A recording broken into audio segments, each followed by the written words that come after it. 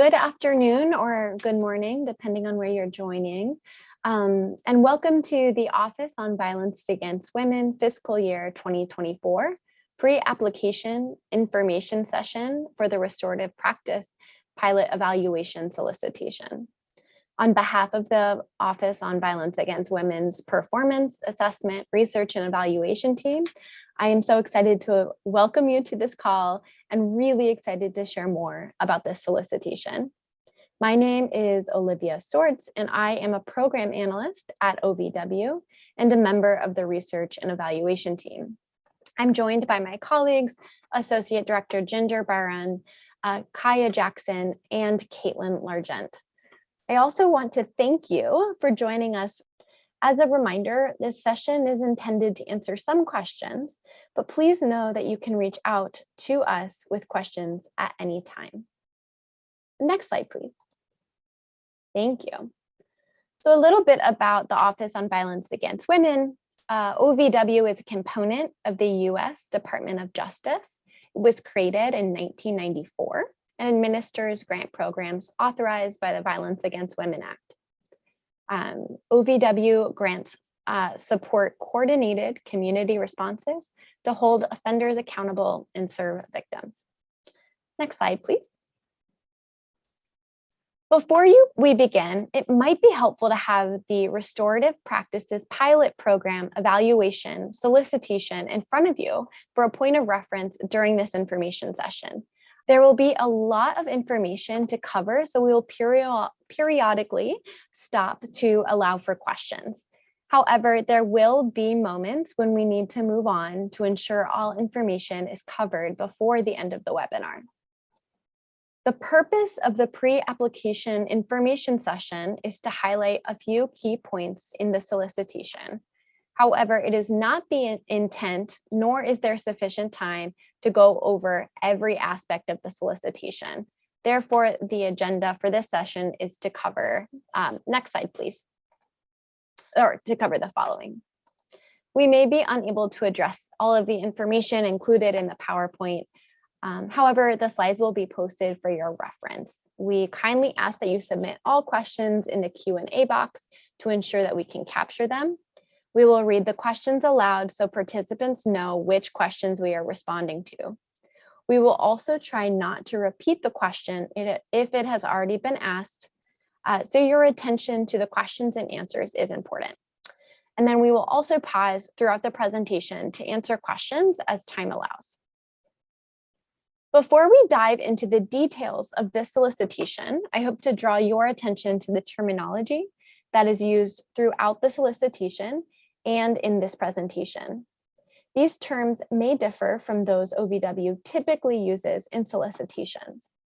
This language is intended to reflect the methods and approaches of restorative practices. The first is an acronym, RPPP. That acronym refers to the Restorative Practices Pilot Program, of which this evaluation solicitation is a component. Thus, I will be referring to this program as the RPPP. I might forget a P every once in a while, but that is to save time.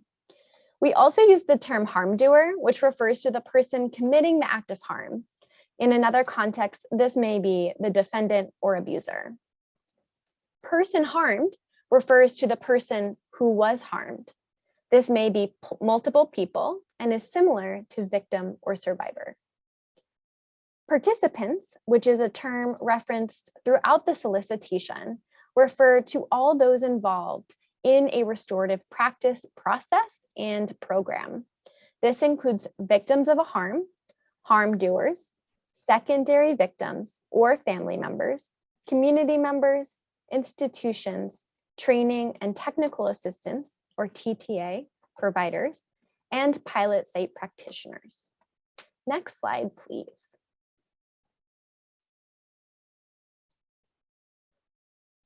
Thank you. Next, I'll provide an overview of the RPP evaluation solicitation. The purpose of the R&E initiative, of which the RPP evaluation is a component, is to research and evaluate approaches to preventing and addressing domestic violence dating violence, sexual assault, and stalking. The program is designed to support researcher practitioner partnerships to study VAWA-funded strategies for serving victims and holding offenders accountable. Next slide, please.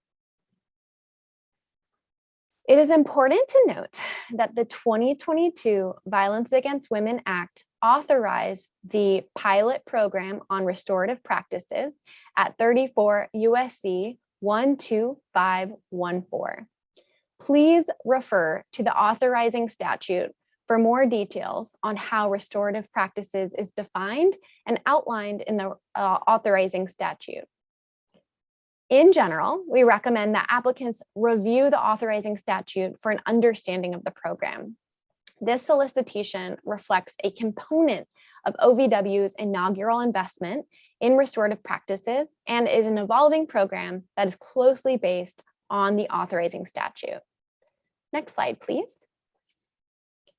The RPPP program includes 3 components.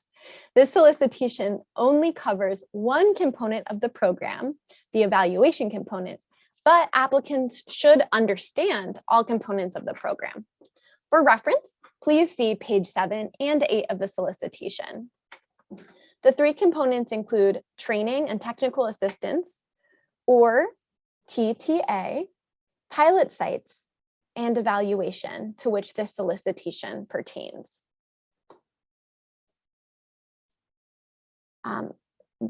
I'm not going to read all of these slides in their entirety for the interest of time, but please see the solicitation for further details on the pilot sites. OVW is funding the TTA and the pilot sites through separate funding announcements. This solicitation is only for the evaluation. Next slide, please. This slide describes the technical or the training and technical assistance solicitation. Please see that solicitation, which has been posted and is authorizing statute for further details. Next slide, please. Alrighty, now we get to our components. Evaluation. This fiscal year, 2024 RPP evaluation solicitation invites applicants to conduct research and evaluation on restorative practices in collaboration with pilot sites and TTA providers.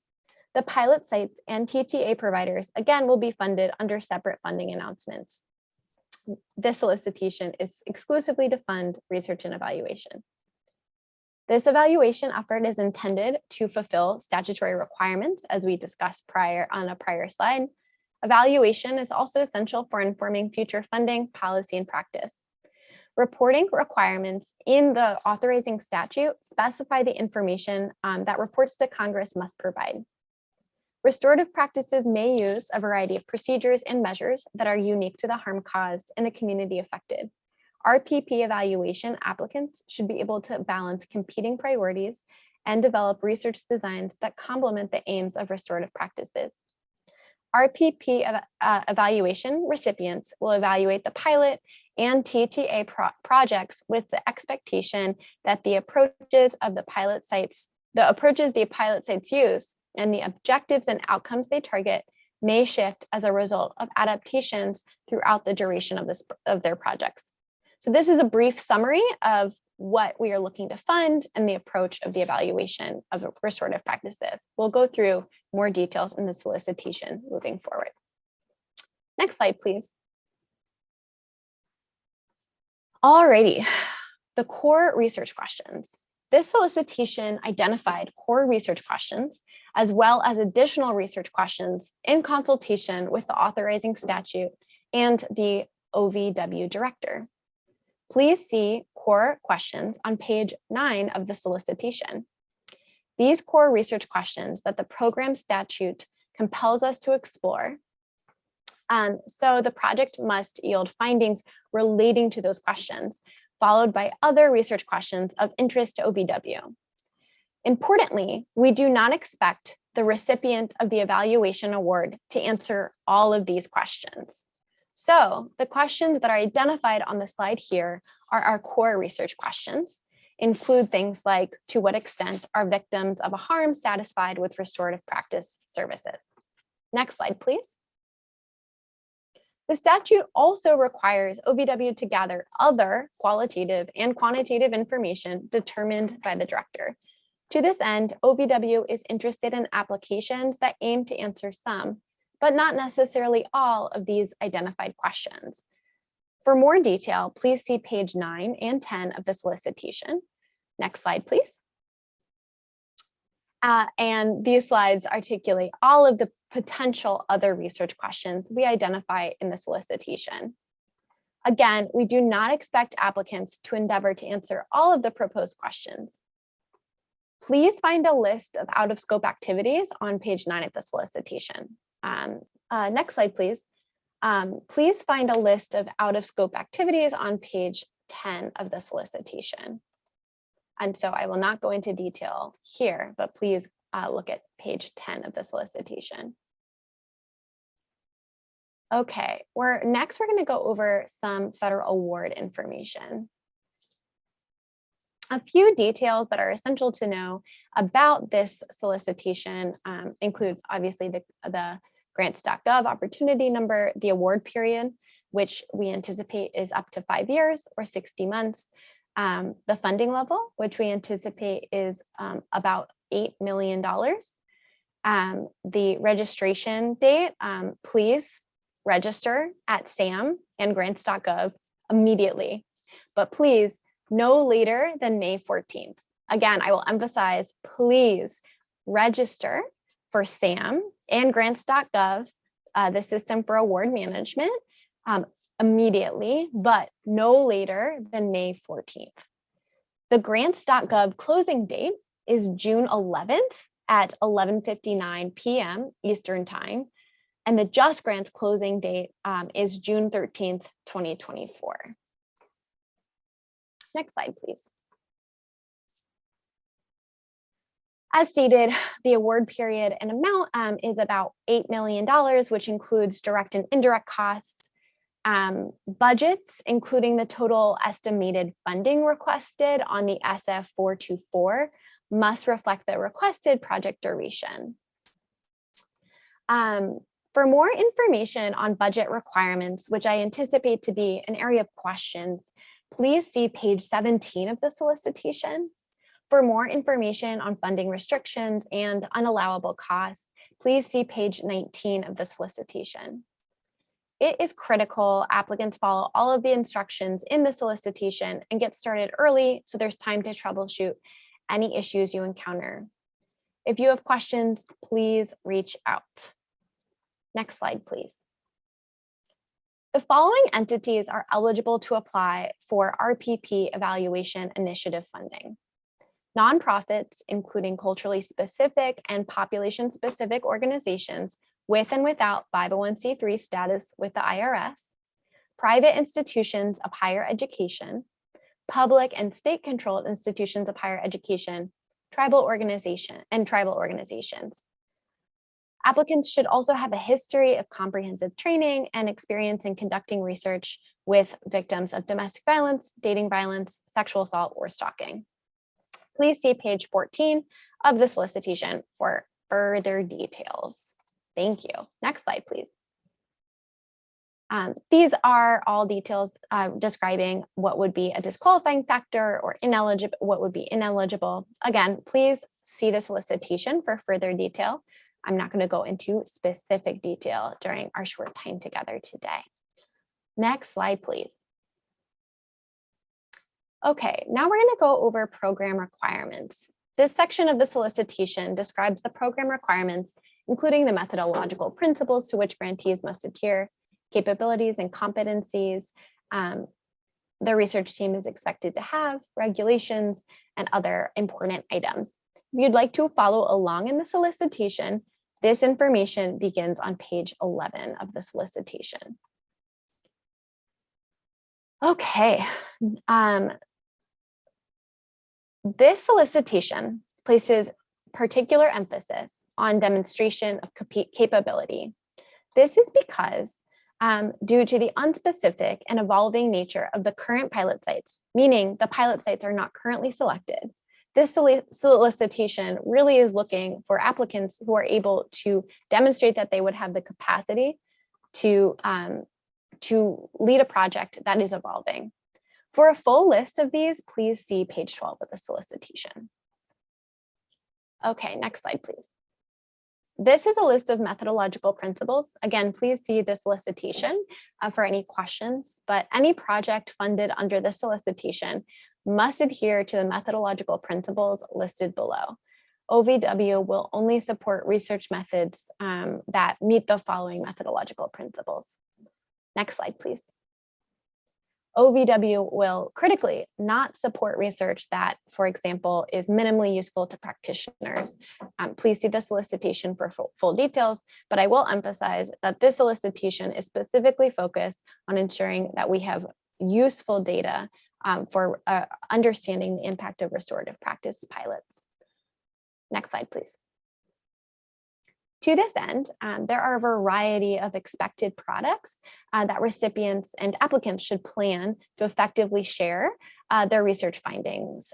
So we expect applicants to share their research findings with a wide variety of audiences, most critically including research participants, so victims and survivors or harm doers themselves, pilot sites, policymakers, the public, as well as TTA providers. This is going to take a wide variety of formats, including ongoing research dissemination. During that, it is expected that an applicant will share relevant preliminary findings or trends with OVW staff, policymakers, and other relevant parties, including pilot site evaluation liaisons. And the goal of this is to ensure victim safety, promote transparency, and support program adaptation and improvement. There are also presentations, scholarly products, and research briefs, as well as a final research report. Award recipients should expect that all or part of the final report will be made available to the public. So that's a brief summary. Please see the solicitation, as always, for further details. Next slide, please. Okay, any recipient of this of an award under the solicitation will be required to comply with DOJ regulations on confidentiality and human subject protection. Applicants must submit a privacy certificate with their application, but they do not need to have IRB approval at the time they apply. Again, you do not need to have IRB approval at the time you apply. If you do receive the grant, you will need to provide documentation of IRB approval or exemption post-award. Next slide, please. Next, we're going to go over SAM and grants.gov. Next slide, please. Applicants must register with the systems listed below in order to successfully apply. This is critically a two-step process, and this includes registering with the SAM system, the System for Award Management, and grants.gov no later than May 14th, 2024. And then also registering with grants.gov. So, or with Just Grants, sorry. And registration with SAM and grants.gov must be completed before an applicant can register in grants.gov, Just Grants. So please just be aware of that timing. That definitely tends to trip folks up. So again, please just make sure that you begin the registration process and that all of your accounts are active and up to date by May 14th. Please see the solicitation for more details on registering, which is on pages 25 and 27. For the sake of time, I will not be reading in detail many of these slides, but again, please see the solicitation for details on information to complete the application for federal assistance. Please refer to the solicitation. Next slide, please. Okay, right now we're going to pause for any questions in the Q&A. I'm not seeing any other than applicants must be based in the US. Okay, thank you. So potential applicants are encouraged, but not required, to submit a non-binding letter of intent by April 20th, 2024 to OVW research at usdoj.gov. Interested applicants who do not submit a letter of intent are still eligible and encouraged to apply. Okay, now we're going to go over kind of the components that are required in an application, which include a proposal abstract, proposal narrative, budget detail worksheet and narrative, as well as required appendices. So the proposal abstract should summarize the proposed project in plain language, including the project title, purpose of the project, goals and intended outcomes, primary activities, and as always, see the solicitation for further detail. Next slide, please. Okay, the proposal narrative is really kind of the center of this application, and we're going to go over it in detail, but please refer to the criteria outlined for each section found on page 16 and 17 of the solicitation. So we have a variety of time constraints, so I will not detail every aspect of the proposal narrative here, but it is really important to read the criteria carefully and reach out to OVW if you have any questions. So the proposal narrative includes a background, which is weighted at 10%, project design and implementation, which is weighted on 30%. Importantly, for project design and implementation, OVW understands that the pilot sites which you are being invited to evaluate have not yet been identified. So we hope that a potential applicant will kind of propose a potential design and understand that there are going to be a variety of checkpoints at which evaluators and project staff will need to check in with OVW. Next slide, please. 10% is also focused on the potential impact. For this solicitation, which again is OVW's inaugural investment in restorative practices, the impact and relevance to policymaking of this solicitation is very important. So applicants should articulate how research will improve and support the ongoing efficacy of the pilots, as well as the training and technical assistance that's being provided. Finally, or not finally, in addition, there is a capabilities and competency section, which is scored at 40%, so nearly half of the application. This is a particularly important component of the proposal narrative and should include a description of the applicant's qualifications to develop and conduct the proposed projects with key staff and partners, as well as qualifications pertaining to the familiarity with restorative practices, mixed methods and qualitative methods, participatory research, and other research methods that are reflected in this specific program. Again, we hope that in this section, an applicant will demonstrate their ability to adjust project design and approach to context-specific challenges and shifts in RPP programming. Next slide, please. Capabilities and competencies continues because it is so important. There's a variety of different elements. A few I'll highlight here is demonstrated experience in effectively working with and conducting research with historically marginalized and/or other underserved communities, and ensuring access and equitable research participation for people with disabilities and people with limited English proficiency.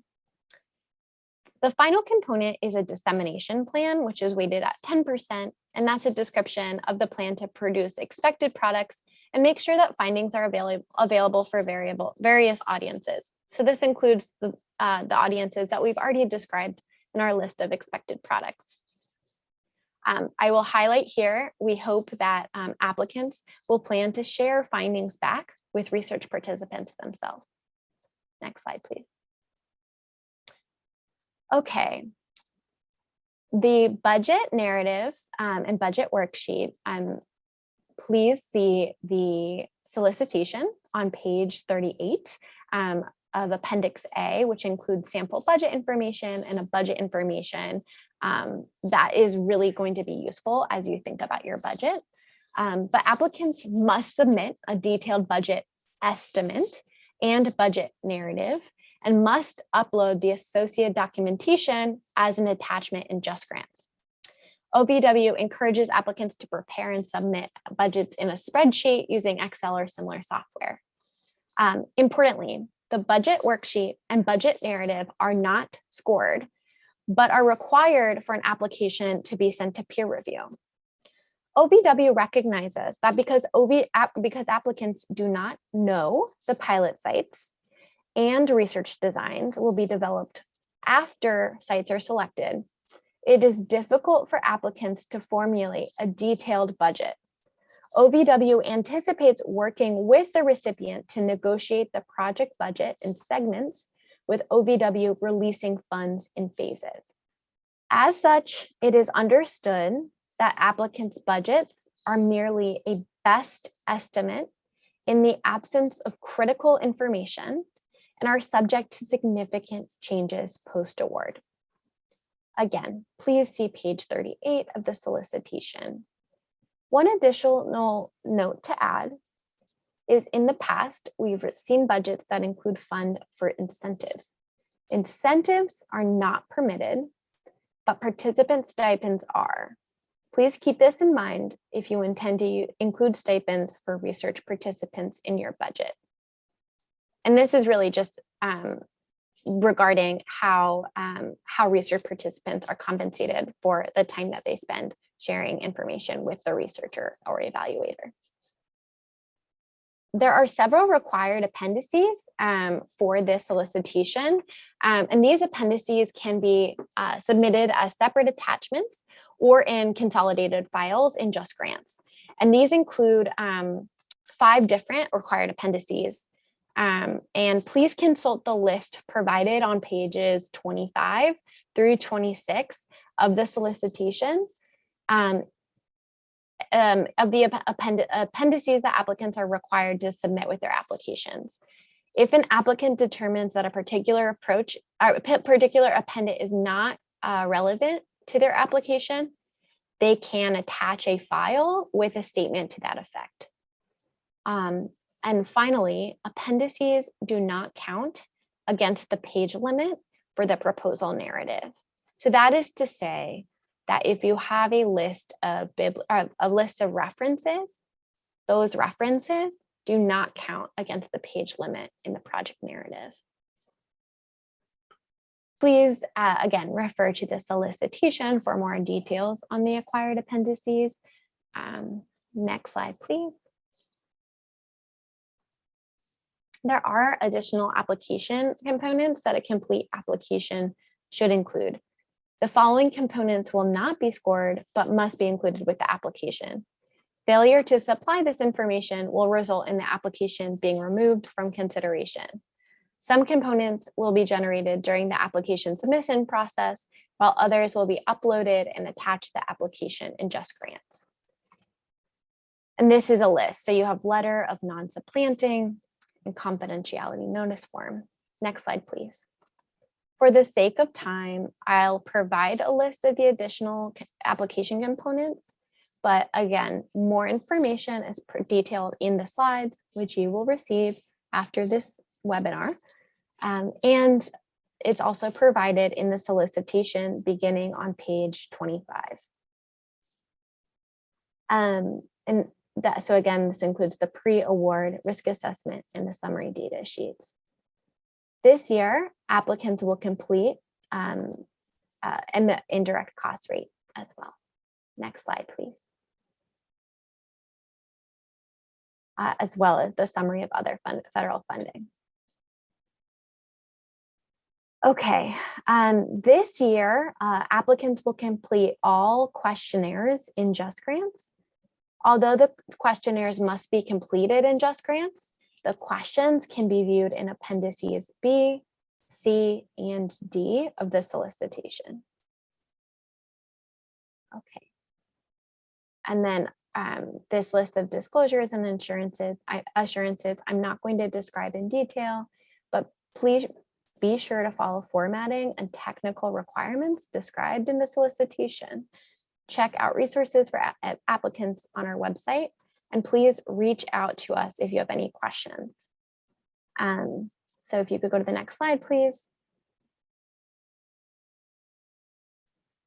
These are the details on how this should be submitted and formatted correctly. And then I'm going to pause now again for questions, which I see that we have a few now. Okay, so the first question is, can you clarify the intent of this request for proposal? So this is a solicitation, not an RFP. Would be for an institution such as a university to evaluate a pilot program. However, which pilot program they will evaluate will not be known unless funded. Is that correct? That is correct. And the details regarding what the pilot program will look like is available in the authorizing statute and described in some detail in the solicitation. However, the specific pilot sites and where they're located in the country, how they approach restorative practices, what populations they work in, those are not yet identified and will likely not be shared with the applicant until after the award is made. That said, there will be a planning period, and an applicant is not expected to come up with an incredibly detailed and specific plan until it is clear what pilot sites are funded. And this is why the solicitation places such significant emphasis on the applicant's capabilities and competencies to ensure that such an applicant is able to address changes and shifts in the pilot program. Okay, so it looks like that was answered. Okay, we're gonna keep moving forward. And then yes, as Ginger noted, we anticipate funding up to 10 pilot sites.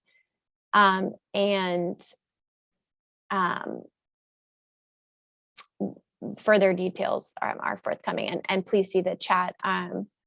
That pilot sites will not be selected or announced until about September 30th, 2024. So that is after that evaluation solicitation is closed. Next slide, please. Okay, again, submission information. The complete application package is available on grants.gov and on the OVW website. So as I keep mentioning, we highly recommend that you read the solicitation in detail, read the authorizing statute in detail, and then familiarize yourself with grants.gov, SAM, and Just Grants. All applications must be submitted. Must be submitted electronically first in Just Grants, and are in grants.gov, and then in Just Grants. OVW will not accept applications after the Just Grants deadline, except for severe inclement weather or natural or man-made disaster. And finally, it's incredibly important to note that the grants.gov deadline is 2 business days before the Just Grants application deadline. Next slide, please.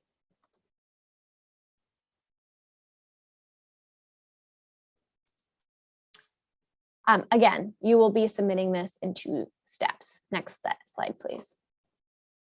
Okay, now we've gone over most of the solicitation, and now I'm going to be sharing resources with you, and hopefully that can provide some detail on how we move forward, on how you can move forward and answer some outstanding questions you may have after the webinar. The final thing I will add is that applications will be scored based on the degree to which the application responds to each section and addresses each element in the section. Furthermore, applications will be scored based on the quality of their response, capacity of the applicant, and any partners, and the level of detail provided. So for more details on the review criteria, please see the application information section beginning on page 33. And now we're going to go over kind of detailed contact information for technical issues. Applicants experiencing technical difficulties with SAM should go to this website, and those experiencing technical difficulties with grants.gov should contact support@grants.gov. Next slide, please. Oh, I skipped ahead to the application review information. Please go ahead. Yeah, so this is the review criteria. This reflects the narrative component that we described earlier, and the application will be assessed according to how it responded to the review criteria. Next slide, please. Okay, and then these are a variety of resources that may be useful for you as well, including the solicitation companion guide, resources for applicants, OVW conference and cost planning, and program specific solicitations. Next slide, please.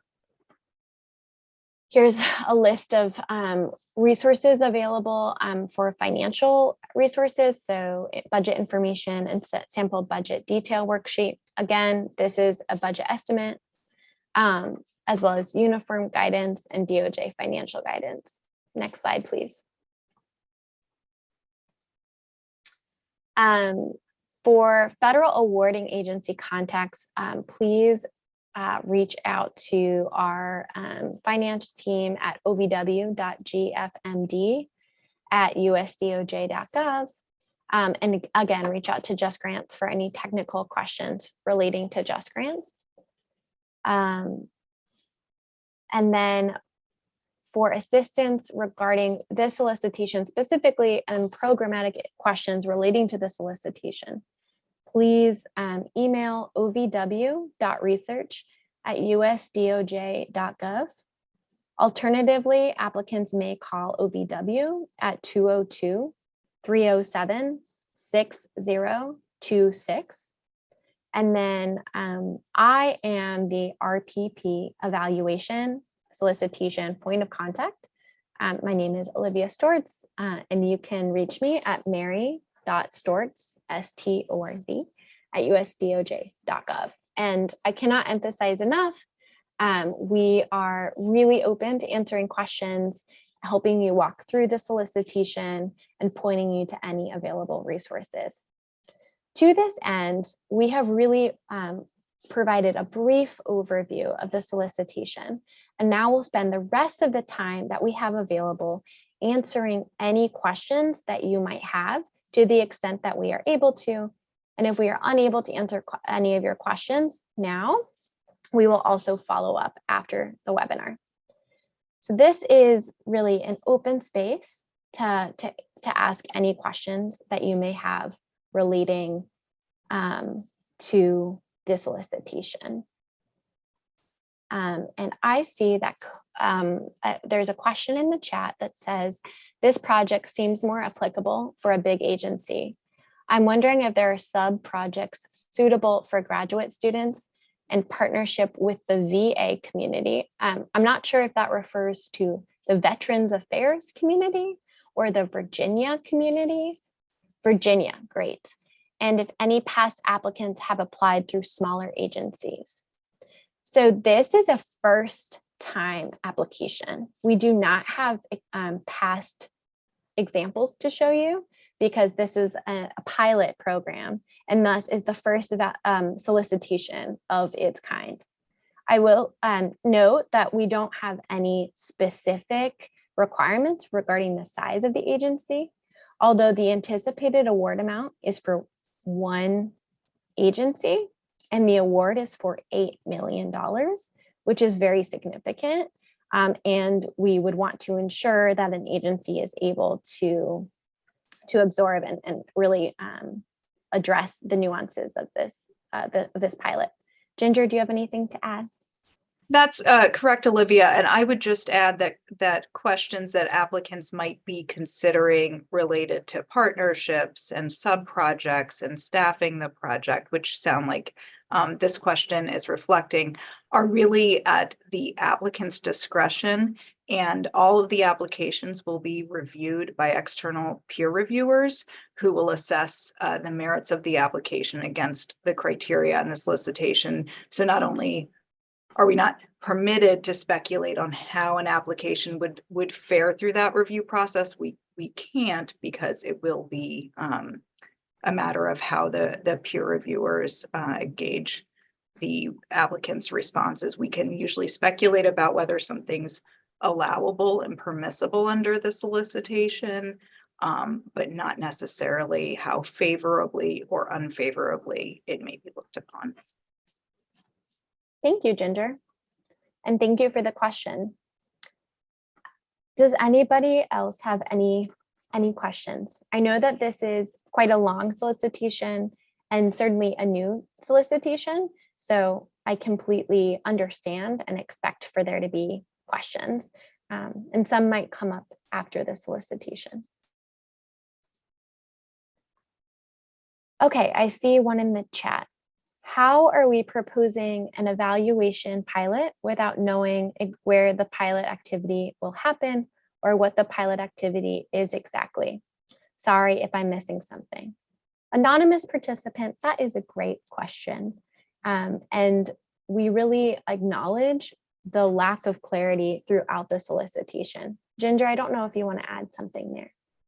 Sure, I would just, yes, like to say that we acknowledge that this is a challenge and that there are a lot of unknowns to contend with.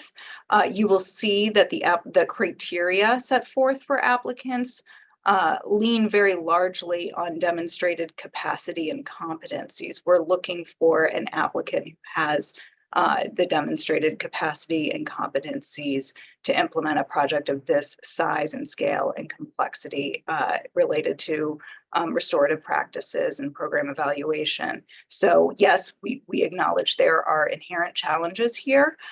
This award will be a cooperative agreement, which means that certain pieces of the project will be determined as more information is developed and that pieces of the project undergo review and negotiating of the specifics of each distinct piece once the information is more available.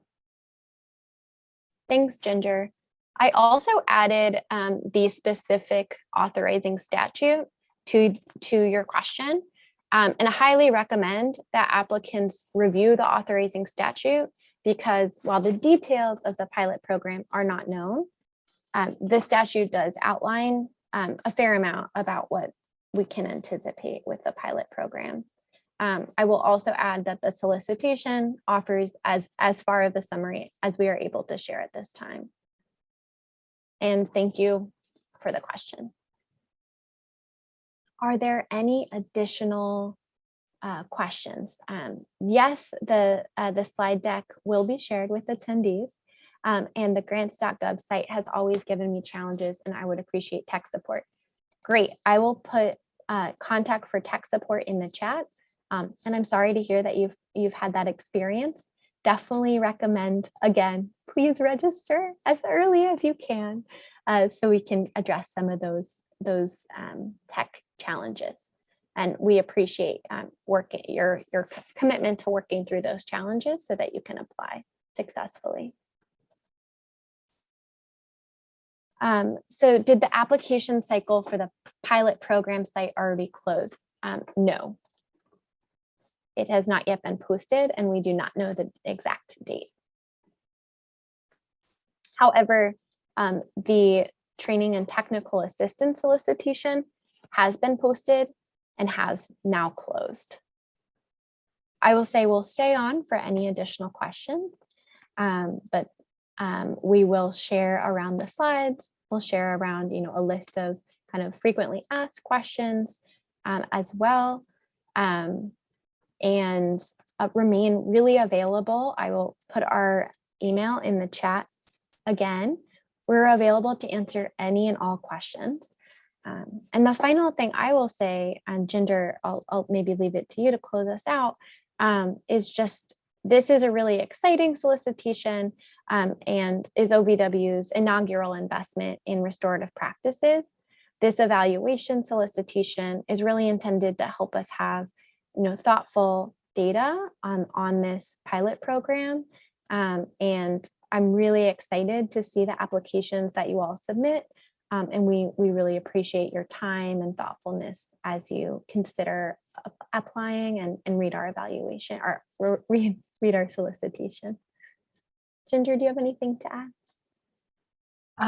Just a thank you, Olivia. Thank you, participants. And please know, as Olivia said, we anticipate that you will have questions as you're preparing an application. Please reach out. We treat all of those questions as top priority in terms of getting you a good answer back as soon as we possibly can, usually within 2 business days. So please let us know as things come up, and thank you. Thanks, Ginger. Thank you all so much. And please reach out with any questions.